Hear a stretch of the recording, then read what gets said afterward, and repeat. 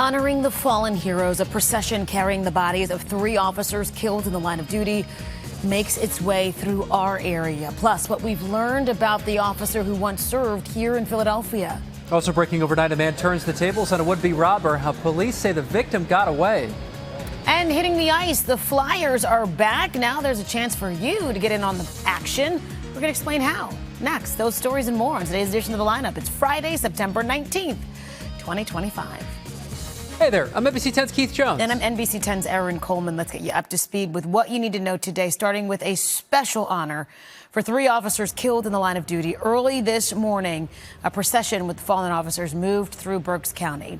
The 3 officers were shot and killed Wednesday when serving a warrant at a farm in York County. We get more now from NBC 10's Brenna Wyke along this morning's processional route. A procession made its way through Fleetwood here earlier this morning. A fire truck had its ladder extended over 222 with a flag hanging below to pay their respects to those officers on their way to Allentown. If you weren't with us live this morning, here's another look. Dozens of motorcycles escorted 3 ambulances along 222 on their way to the Lehigh Valley. Officers and firefighters paid their respects, saluting those ambulances as they passed under the American flag. A forensic pathologist is set to perform the autopsies at Lehigh Valley. We will continue to follow the procession and news about this throughout the day and give you updates. The district attorney held a press conference yesterday, though, sharing details on what happened and to honor the officers. They say the officers were serving a warrant to 24-year-old Matthew Ruth when he opened fire. He was accused of using binoculars to stalk his ex-girlfriend. She also accuses him of trying to set her car on fire. Investigators say Ruth was at his ex-girlfriend's house when the shooting happened. Authorities say Ruth opened fire with an AR-style rifle before the officers could come in the door. The suspect died in the shootout as well, and 2 other officers are hurt.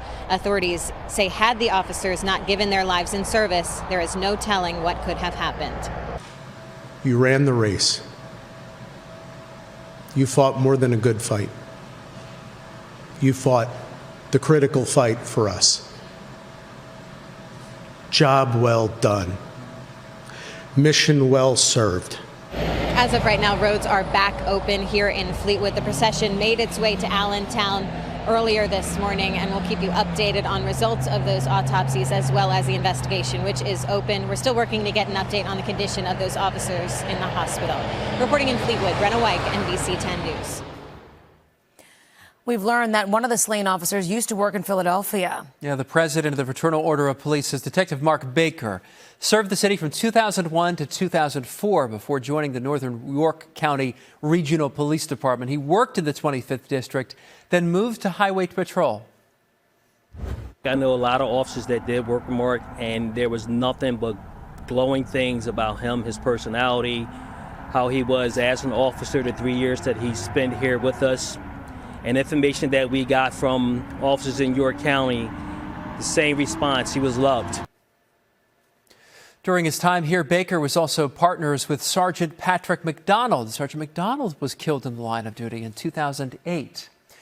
We'll be following today's developments on air and online. Head to our free NBC 10 app and make sure your breaking news alerts are on. We'll send you updates on the investigation.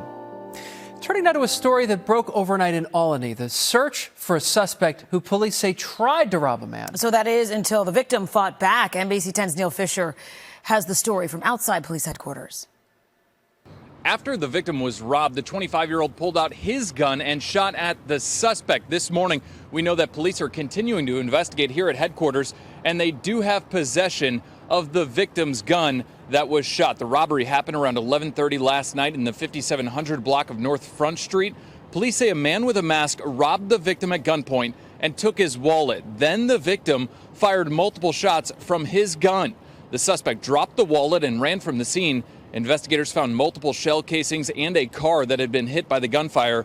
Police described the suspect as wearing an orange sweatshirt, dark mask, and blue jeans. Police tell us that there was no blood at the scene, and it's unclear right now if the suspect was hit by gunfire. Investigators say the victim is cooperating with investigators. He turned his gun over to police as evidence. Meanwhile, investigators this morning are trying to look through surveillance cameras in that area to see if they can get a clear image of the suspect. Reporting at police headquarters, Neil Fisher, NBC 10 News. Temple University hospital nurses, techs, and healthcare workers are now voting on whether to strike. Yeah, the process began this morning with votes being cast until 8 o'clock tonight. We're talking about 2,600 workers here. They say they feel unsafe on the job and have been raising awareness about their concerns with picket lines like this one. Temple Health says the safety of its patients and staff is the top priority. Good news for people who drive near Aikens Oval. The MLK Bridge is reopening. Mayor Cheryl Parker will hold a ribbon cutting this afternoon at 2 o'clock. This weekend, it'll be open to pedestrians and cyclists. And starting Monday, cars will be able to once again drive on the bridge. This area has been closed for more than 2 years as crews work to complete necessary repairs to the bridge. The Phillies continue their West Coast road trip tonight. They're facing the Arizona Diamondbacks. The magic number here to secure a first-round bye in the postseason stands at 4. So 4 more games, we get that bye. Yep. Hey, look at this number, 2. Eagles football returns to South Philadelphia in just 2 more days. It's the Birds battling the Rams, with both teams looking to remain perfect, undefeated. A.J. Brown is looking to make a little noise after a quiet start to the season. This is him at practice yesterday. Brown has been held to just 6 catches and 35 yards in the first 2 games combined. But he's confident. Yeah, he's got a lot of confidence. But he's confident the offense will get going. Obviously, there's things that we can be better at, just being on the same page. I don't want to give you guys a story late in the week going into the game, but yeah, just honestly, I can't say just being on the same page and, just playing fast and communicating. So. NBC 10 is the official television station of the Philadelphia Eagles, and we will have exclusive coverage leading up to Sunday's game against the Rams. It all starts Sunday morning, 9:30 a.m. with Eagles game day kickoff. Flyers training camp is officially underway. It opened yesterday at the team's training center in Voorhees. And look who's back. That's new head coach Rick Tocchet. Tocchet, of course, was a 2-time Flyer as a player and reached the Stanley Cup final with the Orange and Black twice in the 80s. Flyers camp will open its doors to fans tomorrow at 10 a.m., 10 to 1:30. Admission is free. The Flyers training center is on Laurel Oak Road in Voorhees. The Sixers are throwing it back to the Allen Iverson era. The team has unveiled the court they'll use to pay tribute to their last squad to make it to the finals. The Sixers will play on the court 14 times this season to celebrate the 25th anniversary of the iconic 2000-2001 Eastern Conference Championship team with Allen Iverson and Eric Snow and Dikembe Mutombo and Aaron McKee. George Lynch on that team. It was just so fun to watch. Yeah, absolutely. And when you see that logo, it just it takes you back. Like, absolutely. Oh yes, I remember that time when the whole city was fired up. Oh my goodness, for the Sixers. Yeah. Watching Game 1 with the Lakers and Allen Iverson stepping over Tyrone Lue. Yes, that's the shot. Unbelievable time in Philadelphia. Yeah. Hey, who's the best bricklayer in Eastern Pennsylvania? Well, that question. Ben Simmons. No, I'm just kidding. Get it? Bricklayer? Talking basketball? No, he's not in Philadelphia anymore, that was pretty good. Yeah. That question was answered Thursday at a competition in Northeast Philadelphia. The bricklaying battle challenged each participant to build the tallest and best brick wall in an hour. The winner was determined by a judging panel who subtracted any mistakes from the total number of bricks laid on the wall. The mason with the highest brick count earned a spot at the 2026 World Championship in January in Vegas during the World of Concrete trade. So this is my kind of competition. This is great. This is fantastic. Yeah, it's real skilled work. But what do you get? How do you get docked if there's like too much cement like dripping on the mortar. Outside? That's okay. Mortar. Yeah, too much mortar probably. Maybe a bad mix too. Like because you mix up the mortar. It's basically powder and water, right? You got to have a good ratio there.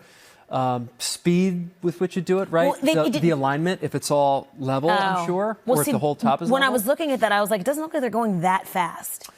It's not like the hot dog eating where you're like, you know what I mean? No. I mean, that's pretty quick. I mean, like an amateur do-it-yourselfer like myself could take me forever to do something like that. I mean, these guys are like the pros. I mean, I know they're the pros, but it's like, I guess you got to take a certain amount of time if it's going to be perfect. Yeah. Right? I mean, if you got to keep it level, right? You got to keep the wall like basically perpendicular with the ground, so straight up and down at 90 degree. So no, it's cool. Challenging. Yeah, it's cool. It's cool that it's a thing. Absolutely. All right. Hey, major milestone for a woman in Delaware County. Arna Watson of Sharon Hill celebrating her 102nd birthday.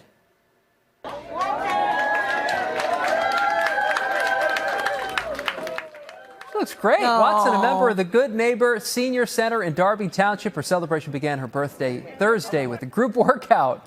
Then her friends threw her birthday party with singing and presents. Look at this, man. I just feel like recently we've had all these stories where we've got folks that are like 100 years old, 99, and they look incredible. Yeah. I want to know what she's doing. You know what I mean? Like, what can I start doing here as a 40-year-old man, to live another 62 years? Are you kidding me? Let me tell you something. Crazy. I don't think I'm going to look like that when I'm 102. Oh, no. God willing. No way. Oh, my God. Make it to 102. I'm already cracking. She looks, I am cracking too. No way. She's here exercising, doing it. Amazing. Wow, congrats and happy birthday to her. Well, you know what's funny watching like a senior center video like that when you're 102?